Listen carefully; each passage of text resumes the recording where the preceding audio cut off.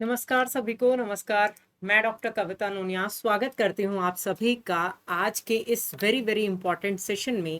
जिन भी विद्यार्थियों के, जिन भी एस्पिरेंट्स के मन में ये दुविधा रहती है कि हम नेट जीआरएफ करना चाहते हैं और या हम सेट का एग्ज़ाम देना चाहते हैं, लेकिन इसके बारे में हमें डिटेल जानकारी जो है वो सटीक रूप से और जल्दी से हमें मिल जाए कि क्या करना है, कैसे करना है, तो आप सभी को बहुत ही जल्दी जो है कम समय में ये सारी इंफॉर्मेशन मैं यहाँ पर अवेलेबल करा रही हूँ। अगर आप सभी जो है पहली बार हमारे इस चैनल पर आए हैं तो क्विकली जो है वो सभी चैनल को सब्सक्राइब कर लीजिएगा, ताकि आगे आपको जो भी क्लासेस मिलेंगी आपके सब्जेक्ट रिलेटेड, आपके पेपर वन रिलेटेड जो भी क्लासेस रहेंगी वो फ्री रहेंगी, उसके लिए आपको नोटिफिकेशंस मिलती रहे। अगर आप पीजी आपने कर लिया है, अगर आपने पोस्ट ग्रेजुएशन के लास्ट ईयर में आप अपीयर कर रहे हैं या आपने कर लिया है, या आप जो 4 ईयर का इंटीग्रेटेड प्लान है उसके अकॉर्डिंग अगर आपने अपनी जो ग्रेजुएशन है, पोस्ट ग्रेजुएशन का स्वरूप अगर हम कहें तो उसको प्लान किया है, तो जिसमें या तो आप अपीयरिंग है लास्ट सेमेस्टर में, या फिर आपने 75% जो है वो अपने गेन कर लिए हैं, या आपने पीजी में जो है वो 50-55 अकॉर्डिंग टू ईयर रिजर्वेशन उसके अनुसार जो है आपने अगर इतने प्रतिशत अंक हासिल कर लिए हैं तो आप नेट जीआरएफ की परीक्षा देने के क्या लिए क्या है भाई, एप्लीकेबल है। ठीक है, यानी कि आप सभी की ये महत्वपूर्ण योग्यता जो है वो इसमें होनी चाहिए, यानी कि पीजी आपका जिस विषय में आप देना चाहते हैं उसमें पीजी या तो कर रहे हैं या हो चुका है, ये जरूरी है। हो गई बात। ठीक है, अब बात करें कि पेपर कैसे होता है। ठीक है, साल में 2 बार आपका नेट का पेपर होता है, जिसमें 3 कैटेगरी में आपका रिजल्ट होता है, जिसमें सबसे हाईएस्ट कट ऑफ जीआरएफ के लिए होती है, उसके बाद में नेट के लिए होती है, उसके बाद में जो है वो पीएचडी ओनली के लिए होती है।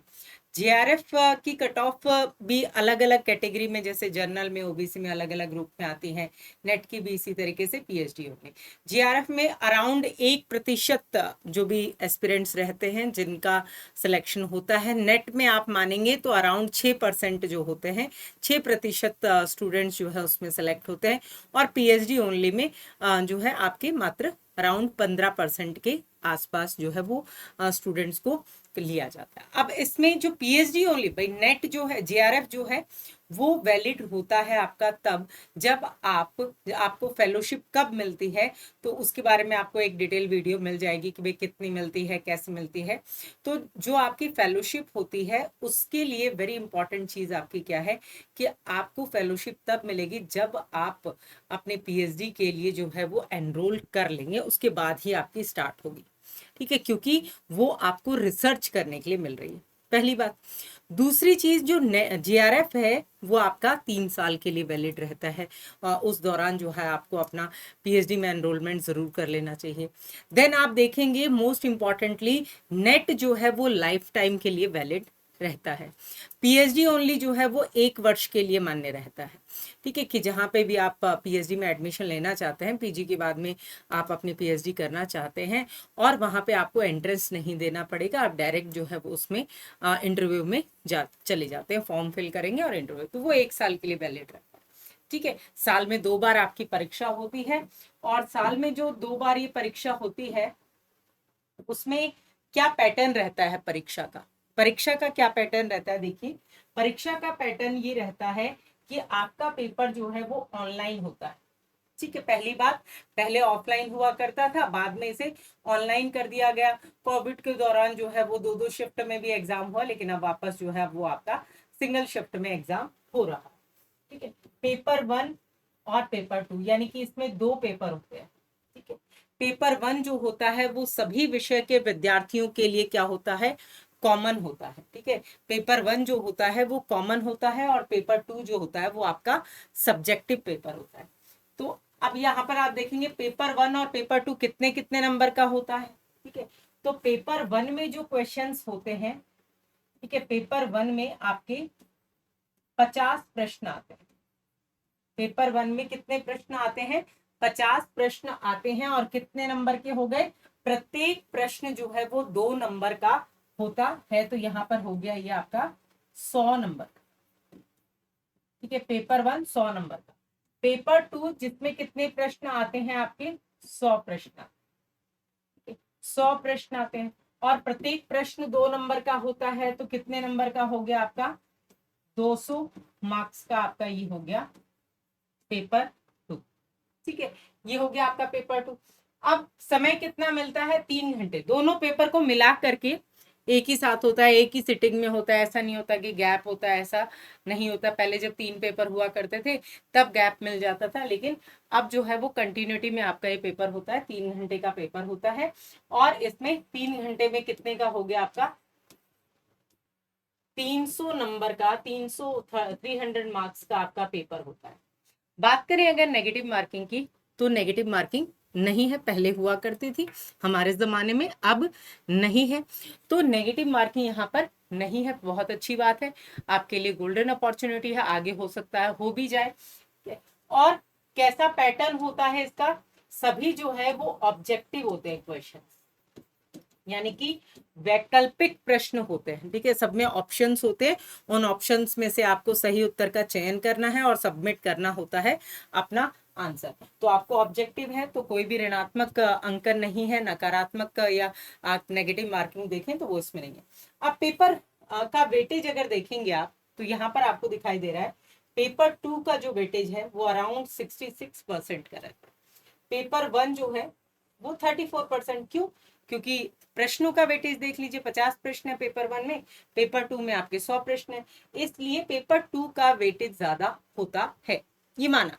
लेकिन अकेले पेपर 2 से आप नहीं कर पाएंगे अपना जीआरएफ। ठीक है, इसलिए ज्यादा भी नहीं तो पेपर 1 की वो यूनिट्स जो डेफिनेटली जहां से क्वेश्चंस आते हैं, जैसे आप डीआई की बात कर लें, जैसे रीजनिंग की बात कर लें, जैसे एनवायरनमेंट वाले की बात कर लें, जैसे हायर एजुकेशन की बात कर लें, जैसे रिसर्च वाले की बात कर लें, कि जिन जिन टॉपिक्स जो है वो आपको आगे भी काम आएंगे। ठीक है, कंप्यूटर आईसीटी वाला पार्ट देख लें, तो ये चीजें जो है इन टॉपिक्स को जरूर कर लें। इतना आप कर लेंगे कि अराउंड आपके 30 प्रश्न के आसपास जो है वो पेपर 1 में, 50 में से 30 प्रश्न अगर आपके यहाँ पर करेक्ट हो जाते हैं तो आपका नेट जीआरएफ होने के चांसेस रहते हैं। इस 100 में से आप 70 का एवरेज मान लीजिए, इधर 30 का मान लीजिए। ठीक है, ये मैं आपको कम से कम में बता रही हूँ कि इतना आप कर सकते हैं, इससे ज्यादा करेंगे बहुत अच्छी बात है। ठीक है, तो इतने में आपके चांसेस ये रहते हैं। अब अगर हम बात करें आगे कि पेपर 1 में क्या क्या आता है, तो पेपर 1 की यूनिट्स आपको कंप्लीटली यहाँ पर बता रही हूँ। पेपर 1 में भी 10 यूनिट है और पेपर 2 में भी आपकी कितनी है 10 यूनिट है। अब पेपर 1 में जैसे फर्स्ट यूनिट है आपकी टीचिंग एप्टीट्यूड की, सेकंड यूनिट है रिसर्च की, थर्ड और फोर्थ, थर्ड है आपकी कॉम्प्रिहेंशन, फोर्थ है कम्युनिकेशन और फिफ्थ है आपकी mathematical reasoning and aptitude, sixth है आपकी लॉजिकल रीजनिंग, सेवेंथ है डाटा इंटरप्रिटेशन और डीआई जिसको आप बोलते हैं, एट्थ है आपकी आईसीटी वाला part, information and communication technology, ninth है आपकी पीपल डेवलपमेंट एंड एनवायरनमेंट और 10th है हायर एजुकेशन। ठीक है, तो ये बहुत इसमें से इंपॉर्टेंट आप देखेंगे तो रिसर्च वाली इंपॉर्टेंट है, ये कॉम्प्रिहेंशन और कम्युनिकेशन आपको कर लेनी चाहिए। ठीक है, और डीआई वाला पार्ट कर लें आप, एनवायरनमेंट वाला कर लें, हायर एजुकेशन वाला कर लें, आईसीटी वाला कर लें। तो यहाँ से आप इंपॉर्टेंट का चुनाव, अगर आपके पास समय कम है तो, अगर आप प्रॉपरली सिर्फ नेट जीआरएफ के लिए पढ़ रहे हैं या तैयारी के लिए पढ़ रहे हैं तो सभी यूनिट्स पर फोकस कीजिए। नेक्स्ट आप देखेंगे आपका जो सेकंड पेपर है, जो सब्जेक्टिव पेपर है, मैं बात करूं अगर हिंदी की, तो हिंदी जो अगर आपका सब्जेक्टिव पेपर है तो उसमें फर्स्ट यूनिट है आपकी हिंदी भाषा और उसका उद्भव विकास, और सेकंड यूनिट है आपकी हिंदी साहित्य का इतिहास और अन्य गद्य विधाएं। तो फर्स्ट यूनिट में आपको हिंदी भाषा का, जैसे प्राचीन भारतीय आर्य भाषाएं, डिटेल आपको सिलेबस की जानकारी देते हुए डिटेल में समझाने के लिए अलग से आपको पैटर्न इसका बता दूंगी। और थर्ड यूनिट है आपकी साहित्य शास्त्र, फोर्थ यूनिट है वैचारिक पृष्ठभूमि, फिफ्थ यूनिट है हिंदी कविता, सिक्स्थ यूनिट है हिंदी उपन्यास, सेवन यूनिट है आपकी हिंदी नाटक, एट्थ यूनिट है हिंदी निबंध और नाइन्थ यूनिट आपकी आ जाती है अच्छा यहाँ पे एक कहानी वाली रह गई है। ठीक है, आपकी सिक्स के बाद में 7 यूनिट जो है वो हिंदी कहानी और फिर आपके हिंदी नाटक, हिंदी निबंध और आत्मकथा, जीवनी और अन्य गद्य विधाएं, ये यूनिट 10 आ जाती है। इन 10 यूनिट में से आपके कंप्लीट 100 प्रश्न जो हैं वो आपको आते हैं, जिसमें से मोस्ट इफेक्टिव यूनिट जो है वो आपकी फिफ्थ टू 10th आ जाती हैं, यूनिट 2 आ जाती है, जो कि बहुत ही महत्वपूर्ण रहती है आपकी तैयारी के अनुरूप। ठीक है, तो इस तरह से आपका ये प्रश्न पत्र का मैंने एक आइडिया आपको दिया है यहाँ पर, कि जैसे किसमें से अप्रोक्सी कितने प्रश्न जो हैं वो आपके पूछे जा सकते हैं। तो यूनिट 5 to 10 जो है वो अराउंड 50 प्रश्न का आप टारगेट ले लें। और वैसे यूनिट 5 to 10 जो है वो आपकी यूनिट 2 जो है इसका ही विस्तार होती है। ठीक है, इसके ही विस्तार के रूप में आपको देखने को मिलेगी। तो हमें विस्तार से जो चीजें पढ़नी है, डिटेल में पढ़नी है, गहराई से पढ़नी है, कथन, आलोचनात्मक स्वरूप, रचनाओं के पात्र, उनकी भूमिका, सभी तरीके से प्रश्नों को तैयार करना है और अपने नेट जीआरएफ के सपने को क्लियर करना है।